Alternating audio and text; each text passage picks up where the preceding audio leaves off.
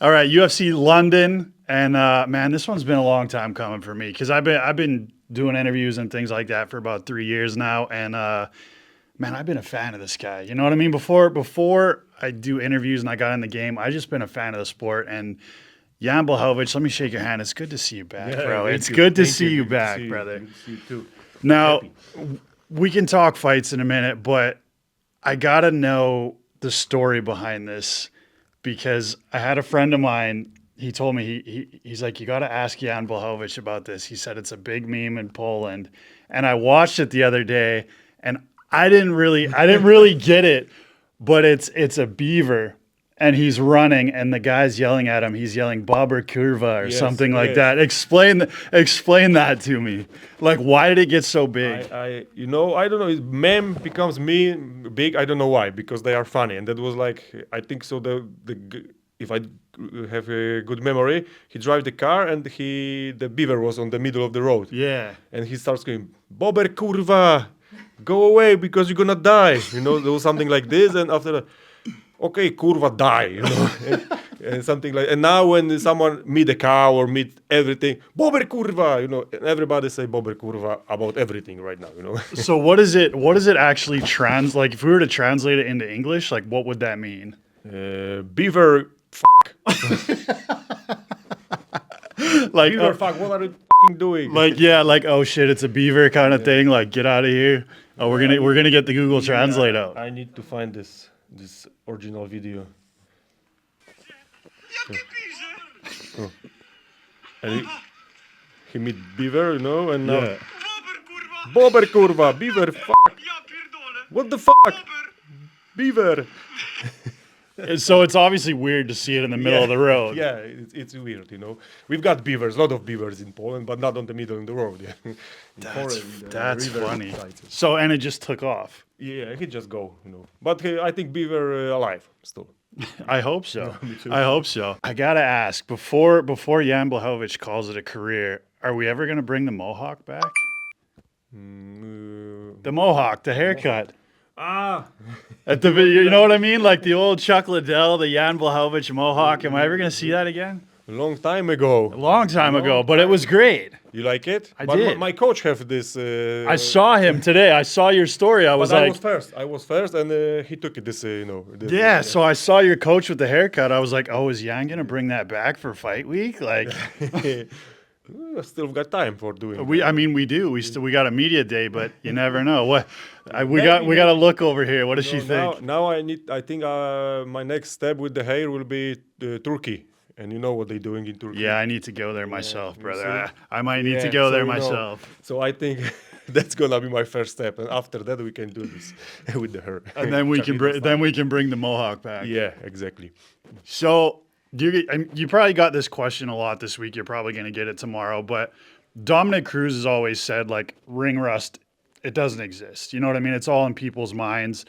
I feel like it depends on the fighter. You know what I mean? Because certain guys are like, no, I need to be active. I need to be working and I need to get in that cage. And other guys are like, it's just a fight. You know what I mean? It doesn't matter whether I've been off 2-3 years, whatever. What's your opinion on this whole thing?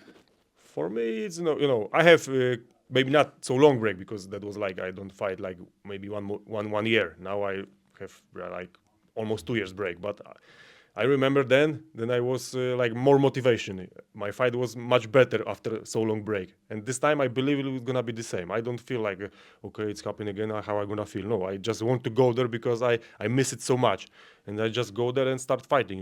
I wish that will be today. I have to wait still 2 more days. So I don't feel that I'm gonna be a worse fighter than 2 years ago. So where did that frustration get taken out on? You know what I mean? Because like a fighter wants to fight, and being out that long and knowing that you can't fight, like you got to find an alternative. Were you just like yelling at people online when you were gaming during that time, or like how did you vent? No, I have got my, I know how to deal with that. I don't waste my energy for stuff like this to yelling with people. I focus about my surgeries and physiotherapy about back to shape. This is when I use my energy. I focus on that.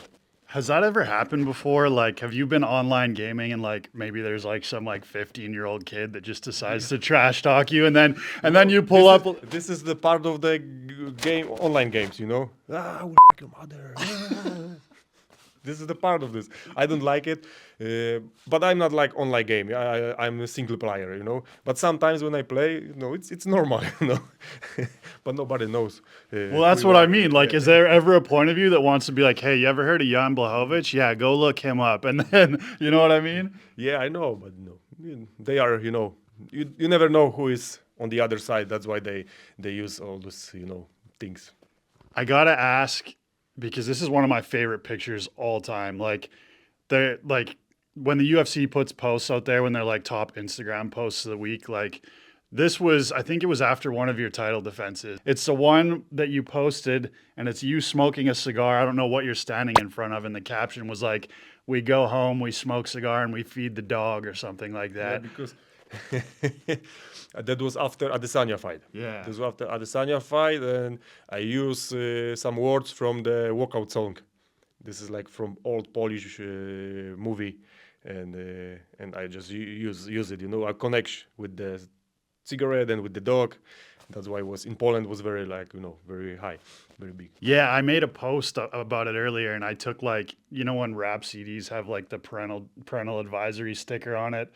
I was like, man, this would probably be one of like the hardest hip hop album covers of all time, with you just sitting there smoking a cigar. But anyways, Jan Blachowicz, man, like it's crazy to reminisce about your MMA career because I went and I looked back and like you've been through so much, and there's been so many moments that I wish people would pay more attention to. Because like, do you remember when you faced off with Kamaru Usman? You know what I mean? Yeah, I feel I like remember. I feel like so many things have happened in MMA since then. Like it's hard to just remember these things, but when you go back and you look at it, you're like, man, that was a pretty significant moment in MMA. Like, was there ever that thought that like, man, Kamaru Usman's gonna jump up like 3 weight classes and try to challenge me? Yeah, we talk about this, you know, but it's gone. You know, I don't know why. I'm still open for this fight. Maybe he in the future we will see. Yeah, we talk. That was, you know, even we talk a lot about this fighting, you know, but not happen. No, things. But that was the case was he go up, not I'm going down, you know, with my weight cutting. Yeah, of course. I mean, you don't want to cater and go down to the Yeah. lighter weight class and drain yourself. I can go to heavyweight, not. And then like there was another moment. I think it was right after you knocked out Corey Anderson. You had a face off with John. It's crazy, right? Like to think about these things. Yeah, you know, I was very disappointed when he go to heavyweight because he promised me the fight twice. One, I meet him in some shopping center, like 2 weeks before my fight, and he said that if you're gonna win, you are next. And after when I beat Corey, I spoke with him, you know, after the fight, and he also said you are next, and he go to heavyweight. He escaped, you know, he ran away from against me. So I believe some days maybe not inside the octagon, but I go to his gym and ask him for a sparring session. I need to have one, you know, fight against him. I would like to see that. I mean, I don't know if there's ever going to be cameras or anything like that, but maybe I can talk to some people on your team and we can get that clip out there. Yeah. But that's interesting. Like, because certain guys will just let stuff like that go. You know what I mean? They'll be like, oh, it happened, it came and it went. But is there still a part of you that's like eats away a little bit and is like, man, that was the one that got away? Yeah, of course, you know. He's one of the best. So there will be just like, you always want to fight with the best in the world, you know.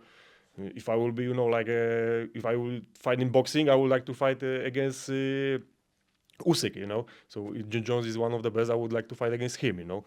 So yeah, and I was so close to fight against him, but that was his fault, not mine, that he go up. Would you ever go to heavyweight? You know, maybe in future we will see. Now, for sure it will be easier go there than cut weight, but we will see in future.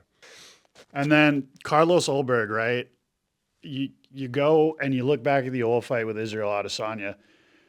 He's a guy that trains with Israel Adesanya, but I also think I also think you don't get enough credit for that fight. You know what I mean? Because you see, like when Sean Strickland beat Israel Adesanya, it was a big deal. When Dricus beat him, big deal. Imavov beats him, big deal. You were the first one to beat him in the UFC. You know what I mean? Like he did come up to your weight class. He did challenge for your belt. But people got to respect the fact that you were the first guy to take Israel Adesanya's out in the UFC. Yeah, I was the first one. And it was like, extra bonus for me, with all respect to him and his legacy. Yeah, I am the first one who beat him. Always be the first one. And then when you go back and you look at all these things, like with the face-offs and the wins and all these firsts, is there any one big thing that you want to accomplish? I mean, obviously the title, but is there something you want to check off the bucket list other than maybe the Jon Jones sparring session? Yeah, I've got unfinished business with Ankalaev.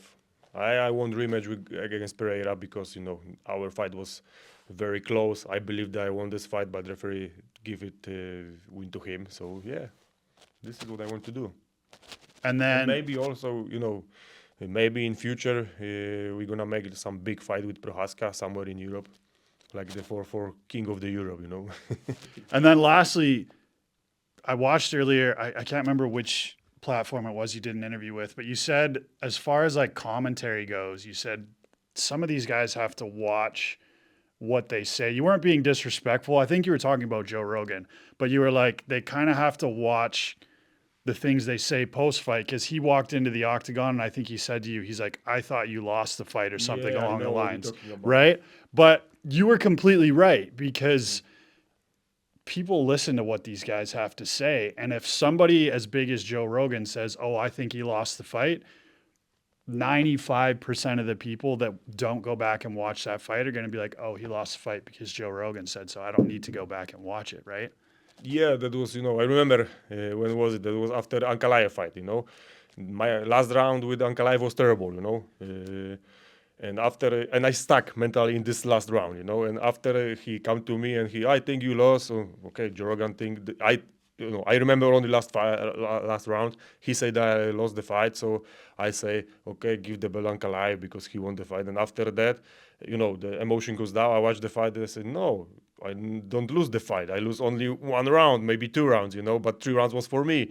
So, okay, for sure, maybe I not won this fight, but I not lost the fight. That's why I was a little bit, confused after that, what he say, because, you stuck in this round, you remember only last round, you forget about, 3 or 4 good rounds for you, and you say bullshit like this. And if you get the victory Saturday night, are we going to see the legendary Polish victory dance? This was my favorite when I seen you in the club going like this. I think you just posted a video on Instagram the other day. It was something along the lines of, I promise you, I will. good, because I'm going to look for you afterwards. If you're backstage, I'm going to point at you and you gotta hit the victory dance. I will. Jan Blachowicz, anything else to add before you get out of here, brother? It's like I said, it's cool to be here. It's cool to see you back in the UFC, and like I said, I'm just a fan at heart. I can just say thank you for support and watch my fight soon. And what was the meme again? Bobber Kurva? Bobber kurva. Bobber Kurva to everybody out there. Jan Blachowicz, I'll stand up. I'll give you a handshake. And good luck this Saturday, brother. Thanks, appreciate it.